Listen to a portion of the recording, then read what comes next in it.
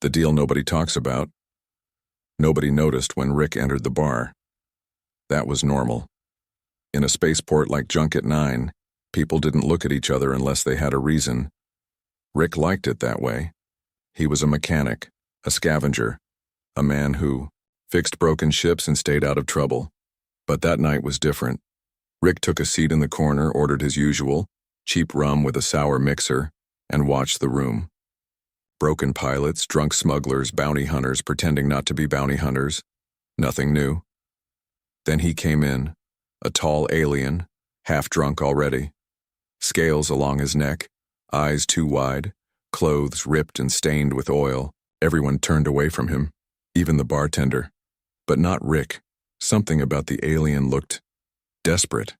The alien stumbled to Rick's table and dropped a glowing bottle in front of him. "Take it," the alien said, his voice slurred. "Worth 3,000 credits. Pure Joraxian fire brew." Rick raised an eyebrow. "What do you want for it?" The alien looked around, then leaned in. "I need you to keep something. For a few days." Rick didn't like the sound of that. Something illegal? No. Someone. Before Rick could reply, the alien snapped his fingers. A small side door opened. 3 girls stepped in. They weren't human. They looked about 9 or 10 years old, maybe a little older. Blue and gold skin, glowing eyes, strange symbols on their arms that shimmered when they moved. They stood silently, watching Rick with no emotion. "They're my daughters," the alien said. "I can't keep them. Too many people after me. I just need a few days to disappear. Hide them for me. Please." Rick stared at the girls. They didn't flinch, didn't smile, didn't even blink much. "I'm not a babysitter," he said flatly. "I'll throw in a plasma core," the alien added. "You said last time you needed one, top grade." Rick hesitated. Plasma cores were rare, expensive, hard to find in a dump like Junket 9. "Just a few days?" he asked. The alien nodded. "I'll be back." Rick didn't believe that. Not really, but he nodded, took the bottle, took the core, and walked out with the girls following behind like quiet shadows. Rick's workshop was a mess, parts everywhere, oil stains on the floor, wires hanging from the ceiling. He cleared off a bench and looked at the girls. "What are your names?" he asked. Silence. "Can you talk?" The one with silver eyes finally spoke. "We talk when we want." Rick rubbed his face. "Great." He pointed at 3 cots. Sleep, no noise, no fire, no breaking things. The one with glowing fingers looked offended. "We don't break things." 10 minutes later, the lights shorted out and one of his toolboxes levitated and smashed into the ceiling. At 3 a.m., Rick woke to a sound he didn't recognize. It was like humming, but electric. He crept toward the workshop. The girls were awake, all 3 standing in a triangle. Something floated between them, a glowing cube of light spinning slowly, buzzing with energy. Rick stepped back. "Hey, stop that!" The cube vanished. The girls turned, no fear in their faces. "We were just talking," said the youngest one. "With a nuclear cube?" Rick asked. The middle one shrugged. "It's not nuclear, just old tech. Sleep. Now." He pointed at their beds. They obeyed. Slowly. But Rick didn't sleep again that night. The next day he tried to fix an engine. It kept freezing. Turns out one of the girls had reprogrammed his repair drone to play tag. "Why?" Rick asked. "Because we were bored," the silver-eyed one replied. Rick sighed. "Do you understand what hiding means?" "We're hiding," said the youngest. "Then stop glowing." She dimmed. Only a little. That night, someone knocked on the metal door. Rick froze. Nobody ever knocked. Not here. Not at this hour. He peeked through the crack. Tall. Armored. Red eyes. A bounty hunter. Rick didn't open the door. Instead, he moved fast, grabbed the girls, pulled up the hidden hatch under the floorboards. "Go, hide, don't make a sound." The girls didn't argue, they understood. Too quickly. The bounty hunter waited a few more seconds, then walked away. Rick exhaled. He sat down, looked at the glowing bottle of fire brew still sitting on the shelf. "What the hell did you give me, old man?" he whispered. But he already knew. These weren't just alien kids. They were something else, and someone very dangerous was looking for them. 3 aliens. No manual. Rick didn't sleep after the bounty hunter came. He sat by the door all night, a plasma cutter in one hand, a stun gun in the other. The girls slept under the floor, quiet as shadows. In the morning, he made black coffee and tried to think like someone who hadn't just become a target. By noon, he realized something worse. He had no idea what these girls really were. He opened the hatch. They climbed out one by one. Calm. No questions. Rick looked at the silver-eyed one. "Why is a bounty hunter after you?" "He's not the only one," she said. "More are coming." Rick blinked. "Why?" The middle girl, tall, quiet, glowing blue tattoos, spoke softly. "Because of what we are." Rick waited. They didn't say anything else. "Well, what are you?" he asked. The youngest one, with golden skin and sharp teeth, smiled. "Do you know how to fix a ship using just your voice?" "No, we do." Rick sighed and rubbed his eyes. "Great. So you're magic." The silver-eyed one shook her head. "Not magic. We're designed." Rick raised a brow. "Designed? Our species creates through tech, programs, genes. We're not born the same way humans are, we're built." Rick stared at them. "Like machines?"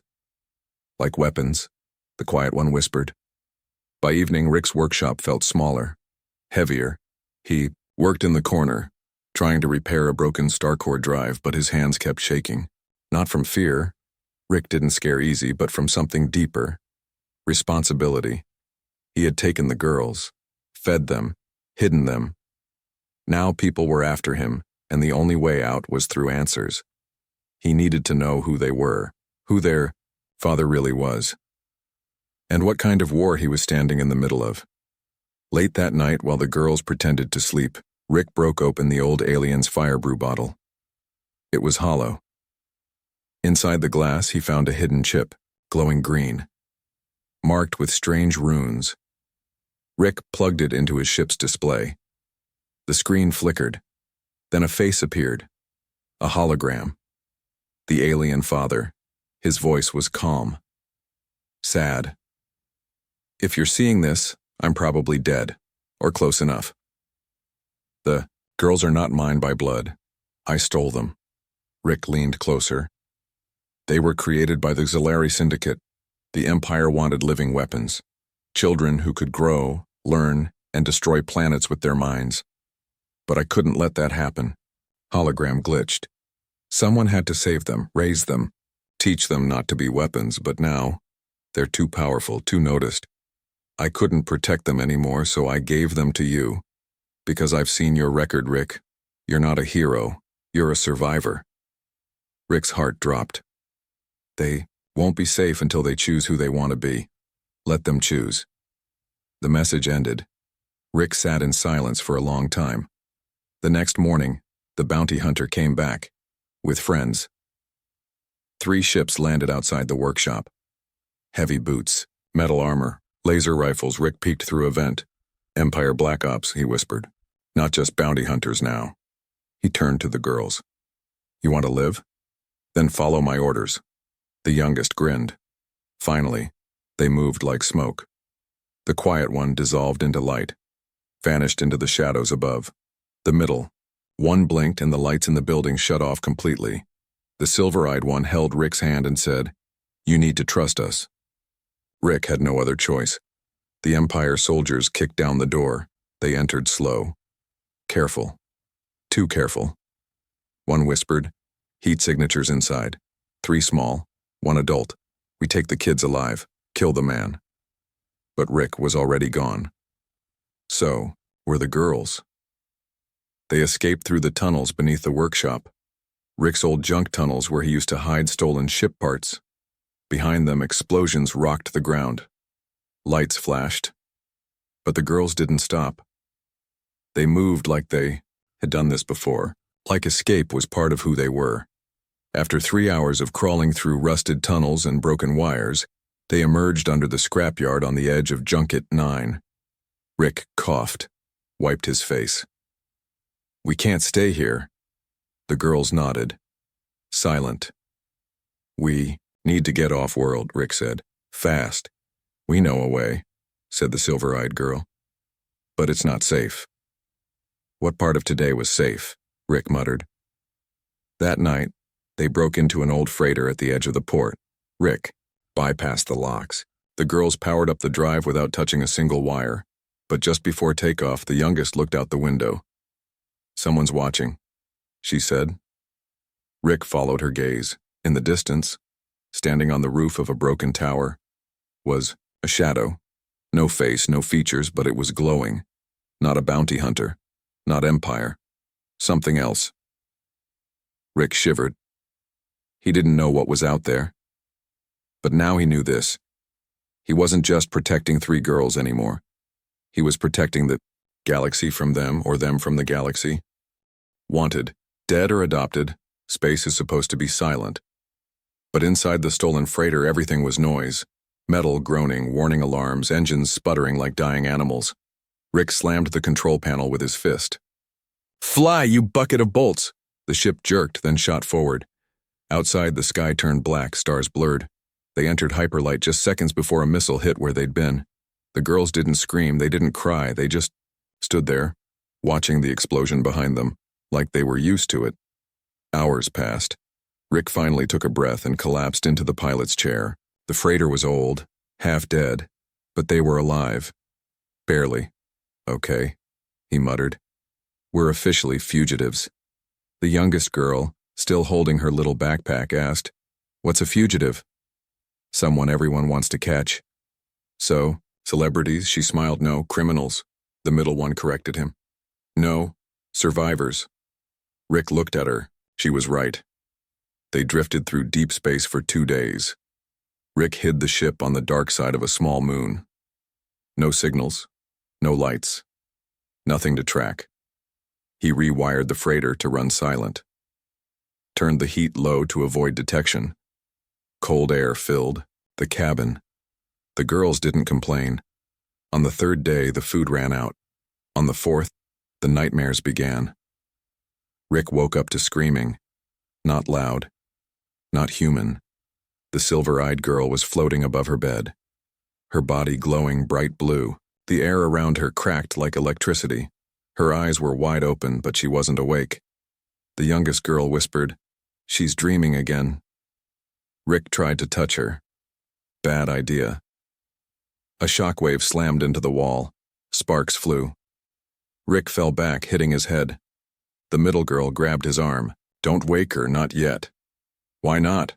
Rick shouted. "Because she'll break the ship." They waited. 10 minutes later, the light faded. The girl fell back to the bed. Asleep again.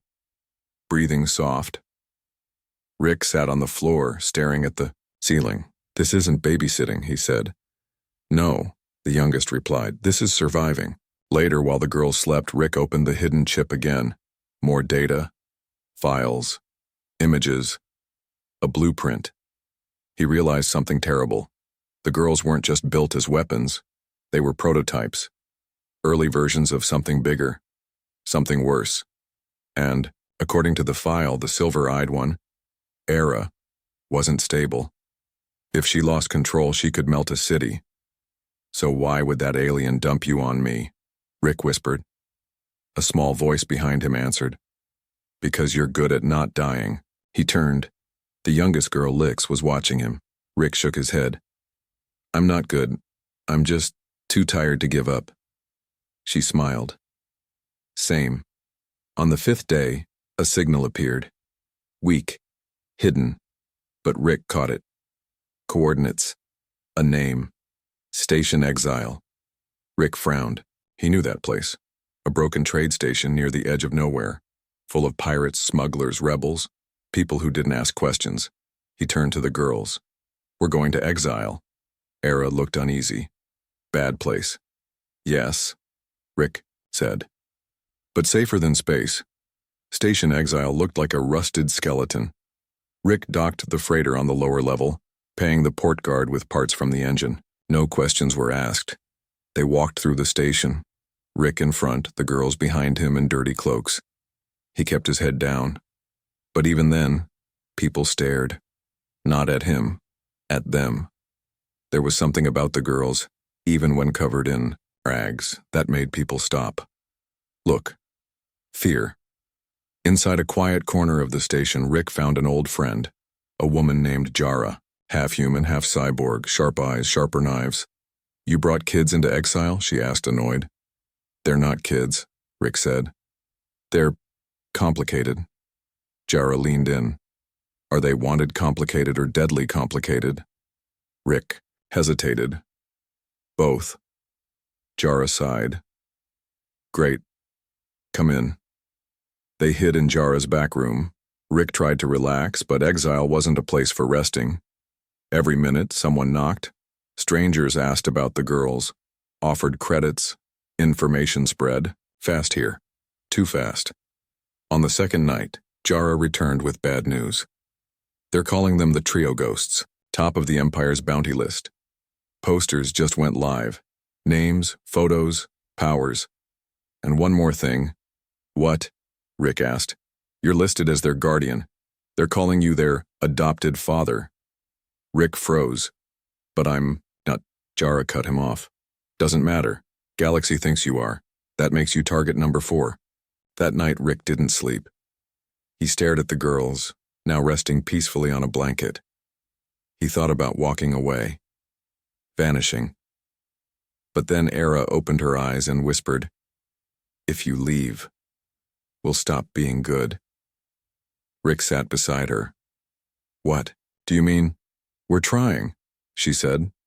You're the reason we're trying. If you leave, we might not. Rick didn't answer, but in his heart he already had.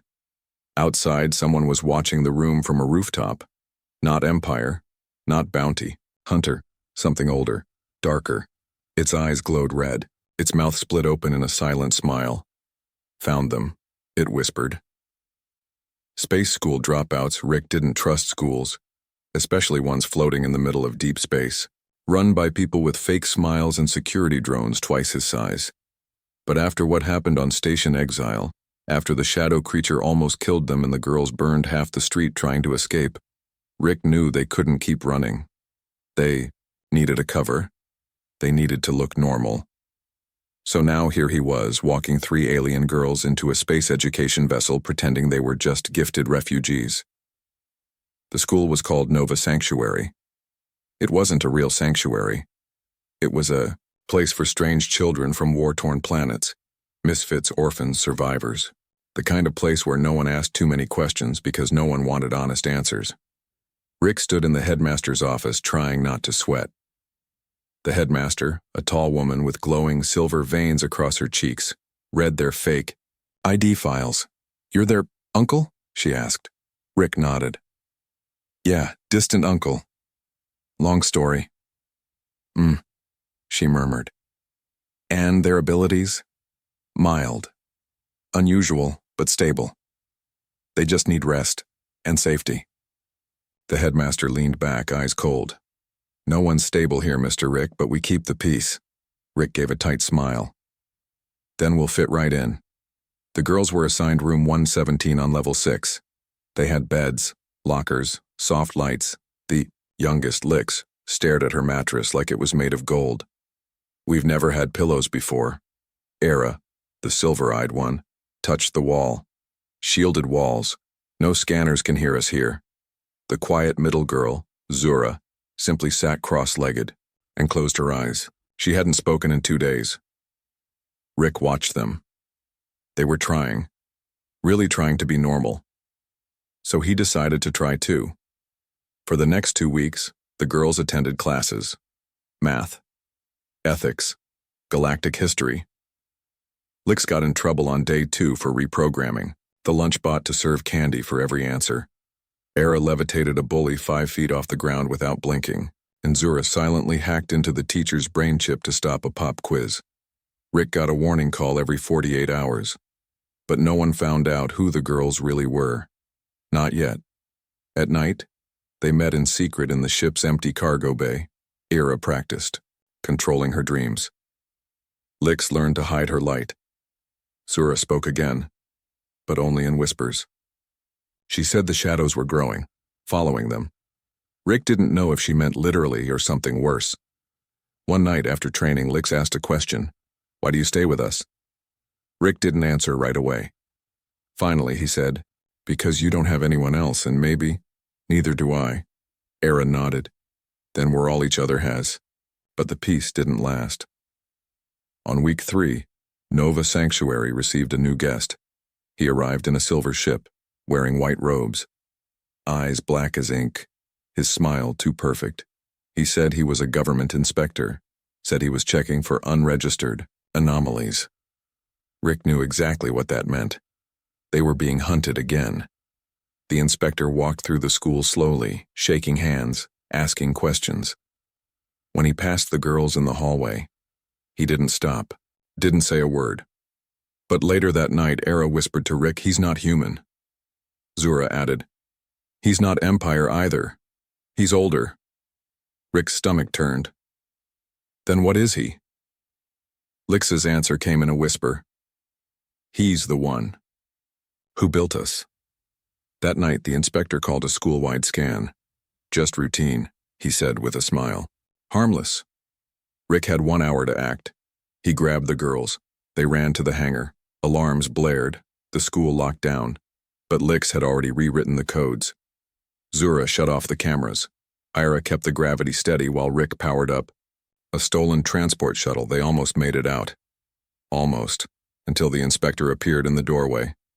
His body began to shift, like shadows peeling off a mirror. "You took my creations," he said calmly. "Return them." Rick raised his gun. "They're not yours. They were born in my lab.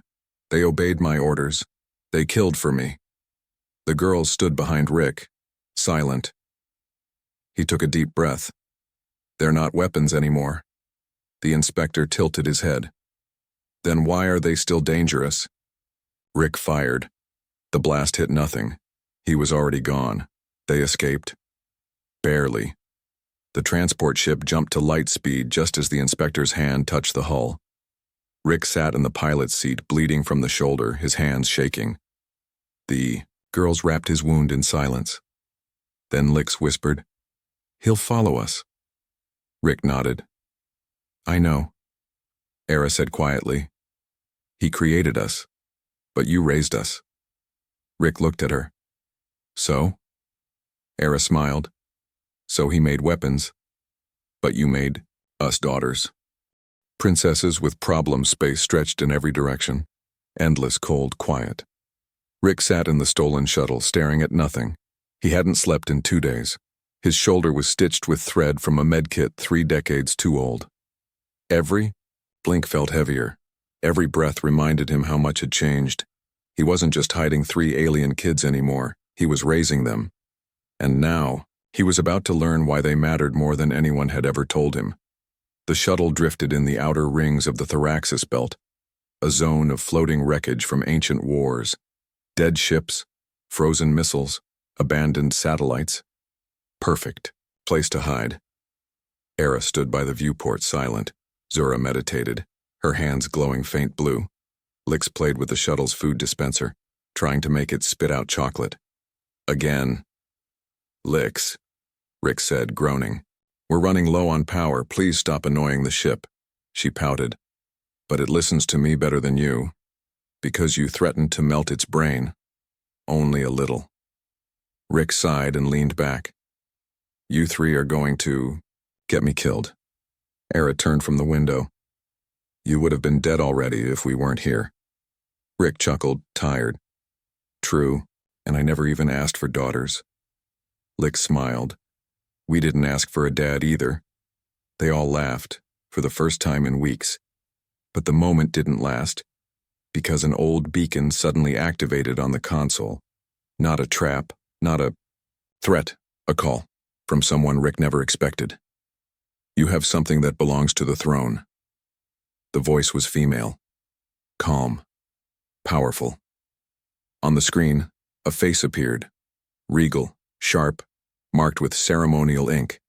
She introduced herself as Commander, Falira of the Xilarian Remnant. Rick froze. The Xilarians were gone.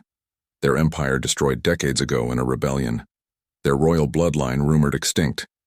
But now, he was staring at someone who claimed the opposite. Your girls, Falira said, are not just weapons, not just experiments. They are heirs. Rick blinked. Heirs to what? Falira leaned forward. To a broken throne, to a lost people, and to a war that hasn't ended, only gone quiet. Rick didn't want to believe it, but deep inside, a part of him already knew. The way the girls moved, the way they spoke, their abilities, their control, their strange connection to tech and biology. They weren't normal creations. They were designed to lead. Falira offered a location. A secret moon where surviving Xilarian elders still hid. A place to explain everything. Rick didn't trust her, but he had no better plan. So he took the girls. There, the moon was covered in silver trees. The sky burned violet. Guards met them on arrival. Not with weapons, but with bows. Your Highnesses, they said to the girls. Rick raised a hand. They're kids, not queens, but no one listened to him. They were led to a crystal temple deep underground. Ancient machines hummed in the walls. Rick felt out of place, like dirt on royal carpet. Inside the temple, an old woman waited. Empress Ral, the last queen of the Xilarian line. Hidden for decades, now blind. But when she turned toward the girls, her voice didn't shake. Zura. Lix Era. You are what we built to save us, and now, you must choose. They learned the truth. Long ago, when the empire began collapsing, scientists and royals worked together to create the next generation of leadership. Not rulers with bloodlines, but with abilities. They used ancient tech, forbidden methods, even dark energy. Only 3 survived, the girls. But before the coronation could happen, a coup began. The labs were destroyed, the throne burned, and the girls were smuggled away, hidden with falsified DNA and memories altered. The project was erased from history. Rick stared at the 3 of them, sitting silently. Zura looked calm. Lix looked scared. Era looked angry. You lied to us, Era whispered to the Empress. We protected you, Ral said. And now you can reclaim what was lost. We don't want a throne, Lix muttered. We want to live. Ral smiled. Then rule, so others can live too. Rick stood up. No, this isn't their war. Falira stepped forward. But it's their legacy, Rick pointed at the girls. They're kids, they don't owe you anything. The room fell silent. Then Era said something that surprised everyone. I want to see the Empire fall. The elders gave them a week to decide. During that week, the girls trained with royal advisors. They wore armor that responded to their DNA. They entered the temple's core, a place only royalty could enter. Rick stayed outside. He hated the place. Too many eyes. Too many people treating him like a temporary guardian. But late one night, Ira came to him. She sat beside him in silence for a long time, then she asked, Would you still protect us, if we became rulers? Rick looked at her. You're not rulers to me. You're my girls, and I'll protect you until my last breath. Era nodded slowly. Then maybe, she said, we can be both. On the final day, Zura had a vision. Her powers went wild. Burning blue light filled the temple. She saw cities burning. She saw the inspector, the shadow thing, standing on a pile of bodies. She saw Rick, broken, dying. And she saw herself wearing a crown. She woke up screaming. Rick grabbed her, held her close. What did you see? Zura didn't answer. But in her eyes, he saw fear. And something else. Destiny. Dad versus the Empire. The war didn't start with explosions. It started with a choice. Era stood in front of the Zilarian Council, wearing the ceremonial armor of her people. Glowing threads ran across her arms and chest, pulsing with her unique energy signature. Rick stood behind her, bruised, tired, heart racing.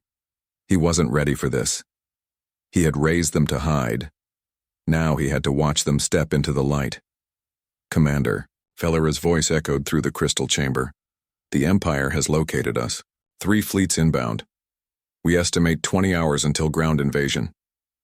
Rick cursed under his breath. Of course they found us. We stayed in one place too long. Era stepped forward, her voice calm, royal. Then we don't wait for them. Everyone turned. We take the fight to them, she said. We strike first. We make the Empire afraid. Rick stared. This wasn't the same girl who once reprogrammed a food bot for fun. This was a leader, but she still looked at him like a daughter. Will, you come with us? She asked. Rick didn't even hesitate. Always. The rebels moved fast. Ships were loaded. Weapons powered up. Messages sent to every underground rebel cell still hiding in the galaxy. Rick, now officially labeled Guardian Prime by the Zilarians, a title he deeply hated, was put in charge of the civilian evacuation fleet. He didn't want the job. He wanted to keep the girls close. But Era had asked, and when she asked, he didn't say no. While the others prepared for battle, Zura had other concerns. Visions. They were stronger now, longer. She saw fragments of time. Fire. Betrayal. Something darker than the Empire itself. And worse. She saw the Inspector, not just alive, but thriving. Feeding. He wasn't hunting the girls, he was waiting. 16 hours later, the war began. The girls, Era, Zura, Lix, led a stealth team into orbit, disabling the Empire's communication ship. They moved like light. Faster, smarter, deadlier than anyone had expected, but the Empire wasn't blind. They adapted. They pushed back. By hour 5, 2 rebel ships had already been destroyed. By hour 6, the Inspector appeared again. Not through ships, not through drones, but in the dreams of the rebel captains. One by one, they fell under his influence, his voice whispering commands into their minds. Rick knew something was wrong when friendly ships began turning on each other. He stormed into the command deck of the rebel cruiser. They're compromised. He shouted. He's in their heads! Commander Valira looked confused. Who? Rick didn't waste time. The Inspector, the shadow thing. He's not human, he's not Empire. He's something older. Zura walked in, pale. He's not just in their heads, she said. He's in the system, in the frequencies, in the energy. How do we stop that? Rick asked. Zura turned to him, eyes glowing. We don't. Era made a bold move. She led a direct strike on the Empire's command ship, a massive dreadnought surrounded by black fighters. Rick begged her not to go. You don't need to prove anything, he said. Era looked at him calm. I'm not proving. I'm protecting. Lix held his hand. Don't worry, we always come back. But Rick had a bad feeling. The battle raged for hours. Rick coordinated the evacuation from a small war room, his voice hoarse from shouting orders. The Empire was collapsing faster than anyone expected, not because of the rebellion, but because of chaos. The Inspector had started spreading through their networks like a virus. Their soldiers were attacking each other. Machines failed. Orders conflicted, and above them all, the Inspector's voice echoed through the static of the comms. You can't save them, Rick. They were mine before they were yours. Then everything went silent. No sound. No light. Nothing. Rick looked around. Everyone was frozen, except him and the Inspector. He stepped out of the shadows like a memory-walking, half-man, half-shadow, eyes glowing red like dying suns. Do you know why I made them? He whispered. Rick didn't speak. Because I wanted to see if love could be programmed, if family could be engineered. He leaned in. But then you came along. You ruined them. Made them soft. Rick stood tall, unafraid. No, I made them human. The inspector laughed. Then die human. He reached for Rick and was blasted back by a surge of blue light. Zura stood in the doorway. He's ours now. The girls returned. Beaten, burned, alive. Era had destroyed the dreadnought. Lix had hacked the Empire's weapon grid and turned it inward. Zura had driven the inspector out, if only for a moment. But it came at a cost. Rick had collapsed from the mental attack, his body shaking, heart barely beating. The girls refused to leave him. They pulled him into the medbay, sat by him for hours. They called him Dad for the first time, not as a joke, but as truth. When Rick opened his eyes again, the war was not over. But something inside him had changed. He wasn't a mechanic anymore, wasn't just a guardian. He was the father of 3 girls who could save the galaxy, or burn it. And now, it was time for him to fight too. Daughters of the Rebellion, the war ended twice. Once in fire, once in silence. Rick opened his eyes to the sound of alarms and the distant echo of explosions. Everything hurt. His ribs, his throat, his heart. For a second, he didn't know where he was. Then he saw 3 girls curled up in chairs beside his med bed. Lix was snoring into a ration pack. Zura sat with her eyes open, glowing faint blue. Era stood beside the window watching stars blink over a broken battlefield. Rick sat up. Slowly, Era turned. Her voice was quiet, heavy. It's almost over. Rick nodded. Good. I hate long wars. Ira didn't smile. You should rest. You girls okay? Ira hesitated. Then she whispered. No, not really. Outside, the galaxy was bleeding. The Empire's fleet had shattered. The rebellion had won the system. But something worse remained. The inspector. He was no longer hiding in shadows or signals. He had taken form, a living fusion of corrupted code and stolen minds. And now, he was building a throne of his own. Rick watched from the command deck as news poured in, stations falling, ships going dark, soldiers disappearing without a trace. Zura stared at the screens. He's pulling people into himself. Like possession? Rick asked. No, she whispered. Like extinction. They had one shot, a final strike, one ship, one entry, one bomb. But someone had to get close. Someone the inspector wouldn't expect. Someone he wouldn't try to control. Era made the decision. Rick should go. Rick blinked. Me? Lix nodded. You're the only thing he doesn't understand. Zura added. He knows logic, war, manipulation. But he doesn't understand why you love us. Era stepped forward. You're not a soldier. You're not one of us. You're the only unpredictable thing left. Rick rubbed his eyes. So I'm the wild card? Era smiled. You're our dad. They flew the last mission together. Single ship, quiet, fast, invisible. Rick piloted Era, Lix, and Zura watched the systems. No speeches, no goodbyes, just focus. They entered the black zone, where no signal escaped, where stars didn't shine, and there, in the center of nothing, was him, a massive figure of twisted metal and energy, floating like a god surrounded by what once were ships. Now Bones, he turned, he saw them, and he laughed. You came to surrender? The inspector's voice filled every speaker. Rick stood, faced the screen. Came to return a favor. Which one? You gave me daughters, Rick said. I'm giving you closure. He stepped into the chamber. Alone, carrying a small box. Inside it, the final virus. Designed by Zura, coded by Lix, empowered by Era's light. But only Rick could deliver it, because only Rick didn't exist in the inspector's algorithm. The inside of the construct was quiet. Rick walked through halls of broken code and half-formed memories. Faces flickered, In the walls. Screams. Laughs. False realities. The inspector appeared as a man. Young. Flawless. Calm. You love them, he said. Rick didn't answer. You know they'll outlive you. Still no answer. You know they'll forget you. Rick stopped walking. No, he said. They'll remember who raised them. He dropped the box. The virus exploded into light.